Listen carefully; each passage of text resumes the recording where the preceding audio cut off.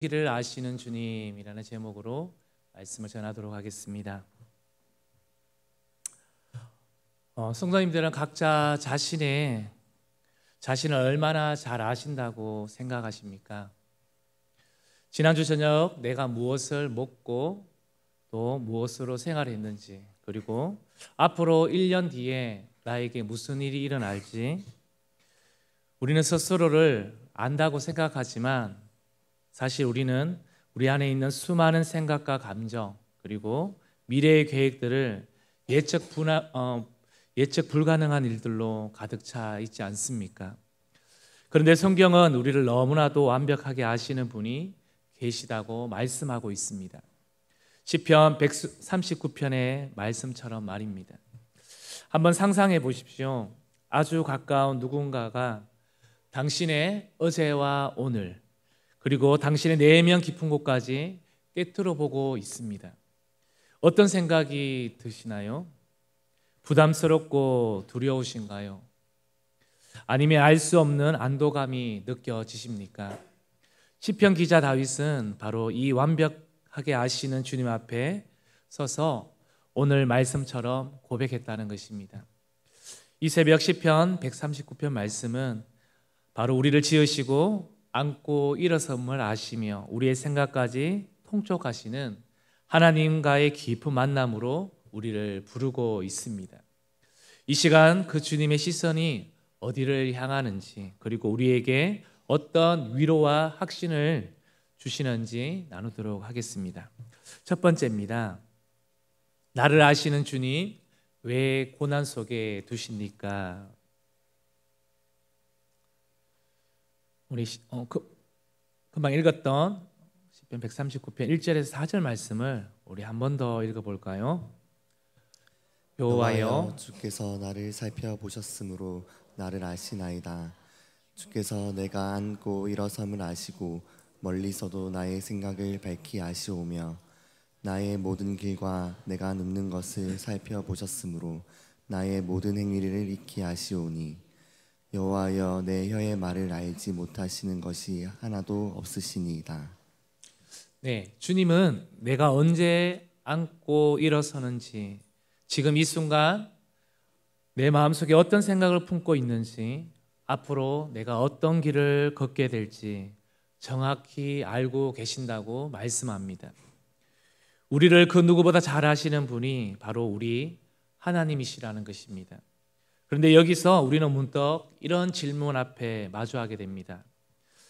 하나님께서 정말 나의 모든 것을, 나의 이토록 사소한 부분까지 빠짐없이 아신다면 왜 당신의 사랑하는 자녀들이 때로는 감당할 수 없는 질병의 고통에 신음하게 하십니까? 왜 갑작스러운 경제적인 어려움으로 좌절케 하십니까? 깨어진 관계로 인해 마음 아파해야만 하는 것입니까?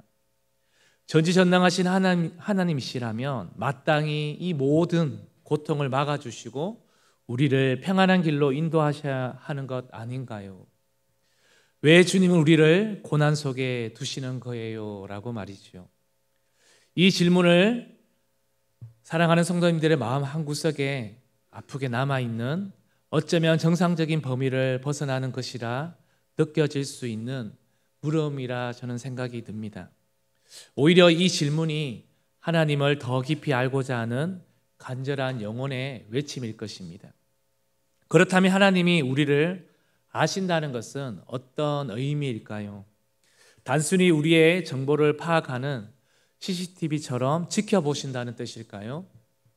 그렇지 않습니다. 성경에서 말하는 하나님의 알은 단순한 정보적 지식을 넘어선 완전한 관계적인 알을 의미하고 있습니다. 하나님은 우리의 삶 전체에 깊이 들어와 계십니다. 우리와 완전히 연결되어 있다는 뜻입니다. 마치 부모가 자녀의 아픔을 단순히 인지하는 것을 넘어서는 거죠. 함께 아파하고 밤잠을 설치며 괴로워하는 것과 같습니다. 이사야서 63장 9절 말씀은 그 하나님의 마음을 분명히 보여줍니다. 함께 읽어보겠습니다.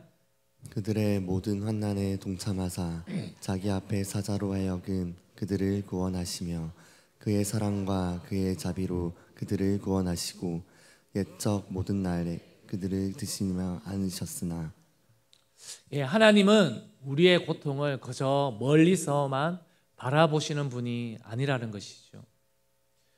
우리의 모든 환난에 동참하는 분이라고 말씀합니다. 예수님께서 친히 이 땅에 오셔서 우리의 아픔과 고통을 몸소 겪으심으로 하나님께서 우리의 고난의 현장에 함께 하심을 보여주고 있습니다. 여기서 좀 더 나아가 그렇다면 왜 우리는 고난을 겪어야 하는 것일까 하는 것입니다. 그것은요, 우리는 여전히 타락한 세상 속에서 살아가고 있기 때문에 그렇습니다. 예수님께서도 말씀하셨습니다. 우리 요한복음 16장 33절 한번 읽어보겠습니다.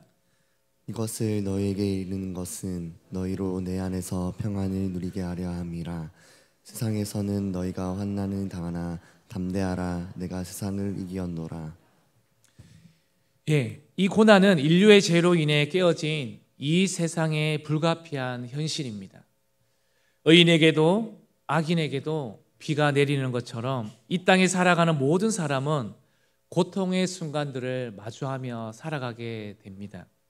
중요한 것은 그 고난 속에서 하나님이 우리와 함께 하신다는 약속, 그리고 주님이 이미 이 고난의 근원을 이기셨다는 선포인 것입니다. 또한 고난은요, 우리를 영적으로 성숙시키는 도구가 되기 때문에 이 고난을 겪어야 하는 것입니다. 우리는 편안하고 안락할 때보다 오히려 고통과 시련을 겪을 때 하나님을 더 간절히 찾고 나 자신을 돌아보며 영혼이 정결해지는 경험을 할 때가 많이 있습니다. 우리 야고보서 1장 2절에서 4절 말씀도 한번 읽어보도록 하겠습니다. 내 형제들아 너희가 여러 가지 시험을 당하거든 온전히 기쁘게 여기라. 이는 너희 믿음의 시련이 인내를 만들어내는 줄 너희가 알미라. 인내를 온전히 이루라. 이는 너희로 온전하고 구비하여 조금도 부족함이 없게 하려 함이라. 아멘. 이것은 마치 장인이 흙덩이를 가지고 아름다운 도자기를 빚을 때 뜨거운 불가마 속에서 여러 번 굽고 깨뜨리고 다시 빚는 과정을 반복하는 것과도 같습니다. 이 고통스러운 과정을 통해 연약했던 흙은 견고하고 아름다운 예술품으로 성화되어지는 것입니다. 또는 금을 불순물 없이 순수하게 정련하기 위해 뜨거운 용광로에 여러 번 넣었다 빼는 과정을 거치는 것도 이와 같습니다. 고통의 순간들은 우리를 더 아름답고 순전하게 만듭니다. 고난은 견고한 하나님의 자녀로 빚어가는 과정일 수 있다는 것을 기억하시기를 바랍니다. 하나님은 우리의 고난의 원인만을 막으시는 것에 초점을 두기보다 그 고난을 통해 우리가 영원한 복음의 가치를 깨닫도록 하십니다. 그것은 예수님의 형상을 닮아가며 이 땅을 살아갈 동안 어떠한 상황 속에서도 흔들리지 않는 참된 소망을 붙들도록 이끄시는데 더 큰 목적을 두고 있습니다. 사랑하는 우리 성도님들, 하나님은 우리의 고난을 모르시는 분이 결코 아니십니다. 지금 또 어쩌면 우리 학생들 가운데 또 우리 부모 세대 가운데 이러한 고난 가운데 있는 분들도 계시리라 생각이 듭니다. 시편 기자의 고백처럼 그분은 나의 모든 것을 너무나도 잘 아신다고 합니다. 그리고 그 고난 속에서 우리와 함께 계시고 그것을 통해 합력하여 선을 이루어 가시는 분이라는 것을 잊지 마시기를 바랍니다. 이 사실을 우리가 믿음으로 붙들고 나아갈 때 우리는 가장 깊은 고통 속에서 소망의 빛을 발견하게 될 것입니다.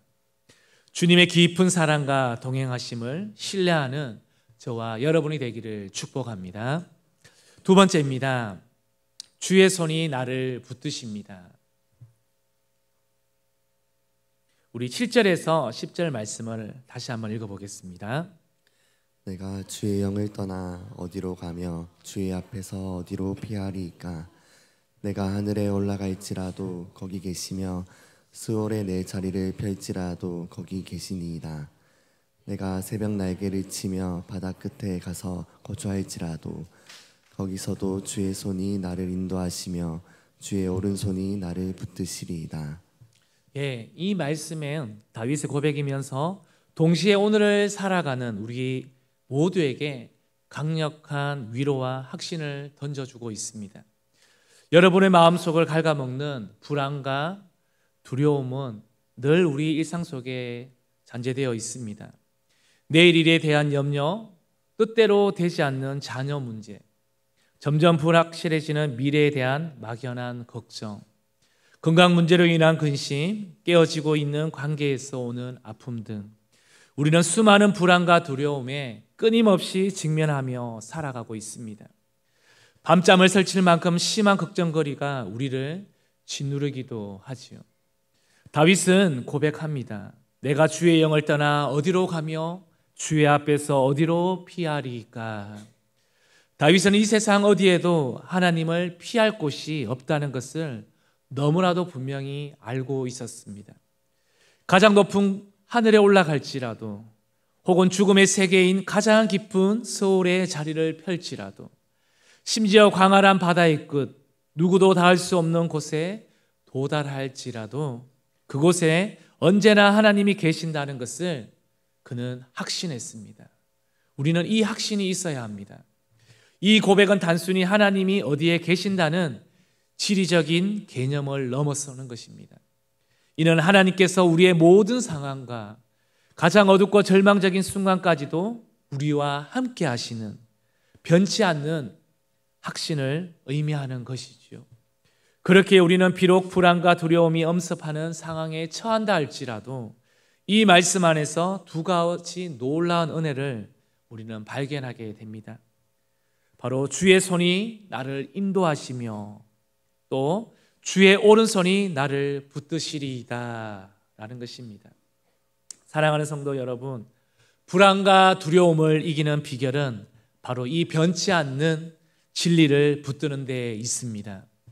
내가 어디에 있든지 어떤 상황에 처하든지 주님께서 나와 함께 계시며 나의 삶을 인도하시며 넘어지지 않도록 굳건히 붙들어 주신다. 이 확신이 있을 때 우리는 문제의 크기에 압도되지 않을 줄로 믿습니다.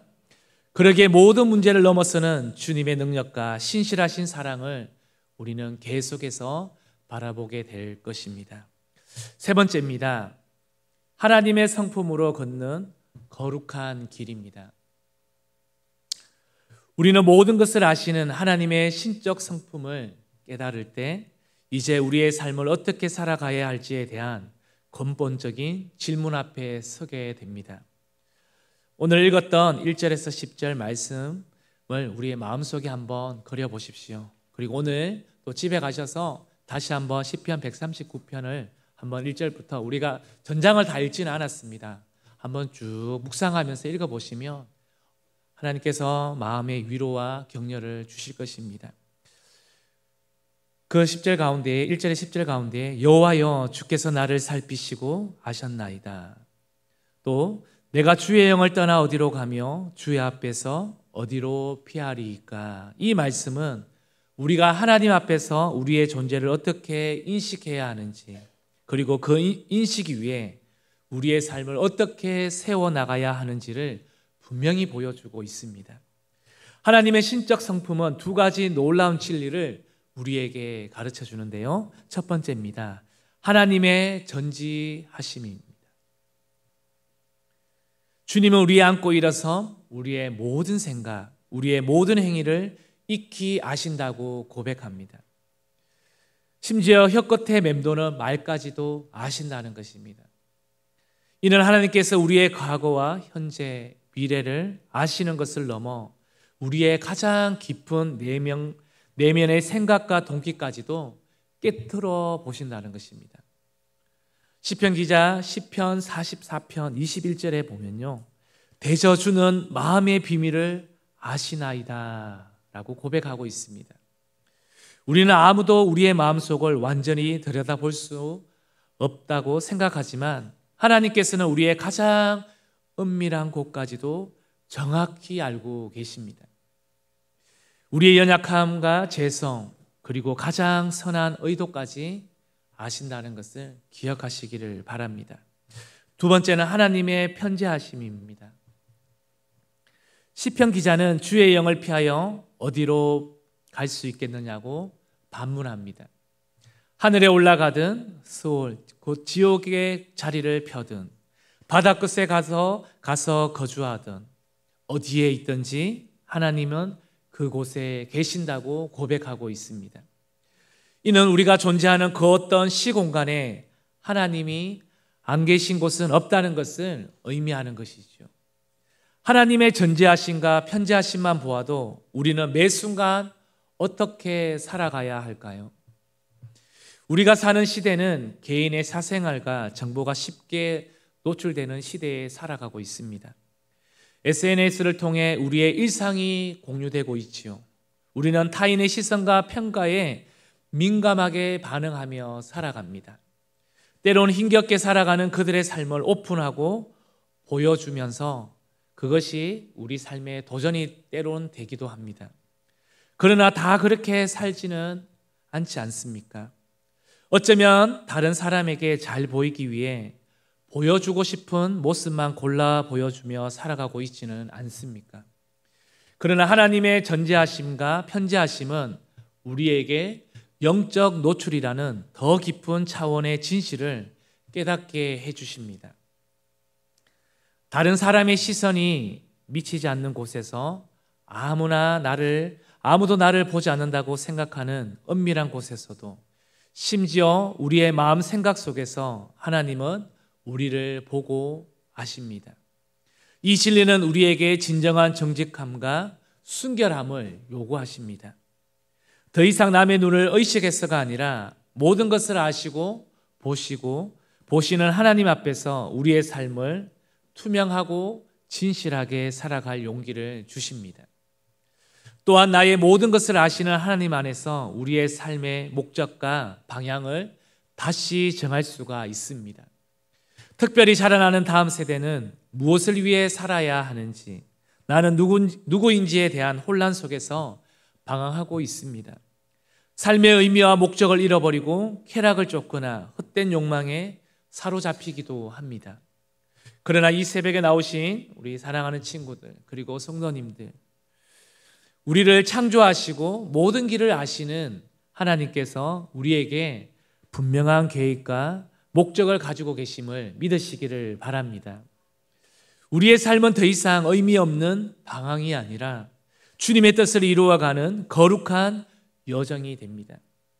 나의 재능과 시간이 단지 나만을 위한 것이 아니라 하나님께서 주신 귀한 선물이며 그분의 나라와 의를 위해 사용되어야 함을 깨닫게 되는 것입니다. 하나님의 신적 성품은 우리에게 하나님의 중심적 가치관과 세계관을 가지도록 살도록 도전합니다. 세상은 시시때때로 변하는 가치와 유행으로 혼란스럽게 합니다. 무엇이 옳고 그른지, 무엇이 참된 성공이고 행복인지 세상은 수많은 목소리로 우리를 현혹해 합니다. 그러나 모든 것을 아시고 모든 곳에 계시는 하나님은 영원히 변치 않는 진리이십니다. 그분의 말씀은 우리의 삶의 기준이자 나침판이 되어집니다. 우리는 하나님의 성품과 말씀 안에서 세상의 유혹을 분별해야 합니다. 바른 길을 선택해야 하는 지혜를 구해야 합니다. 나의 모든 것을 아시는 하나님은 우리를 고발하거나 심판하기 위함이 아닙니다. 우리가 진정으로 행복하고 복음적 삶을 살아가도록 이끌어주기 위함임을 우리는 잊지 마시기를 바랍니다.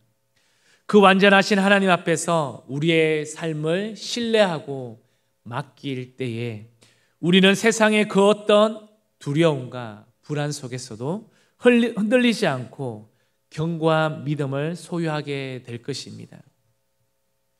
말씀을 마무리하겠습니다. 나의 모든 것을 아시고 나를 사랑하시는 하나님의 품 안에 거하시기를 소망합니다. 그분의 뜻을 따라 거룩한 삶의 방향을 잡아 나가는 저와 여러분이 모두가 되기를 주님의 이름으로 축복합니다. 우리 오늘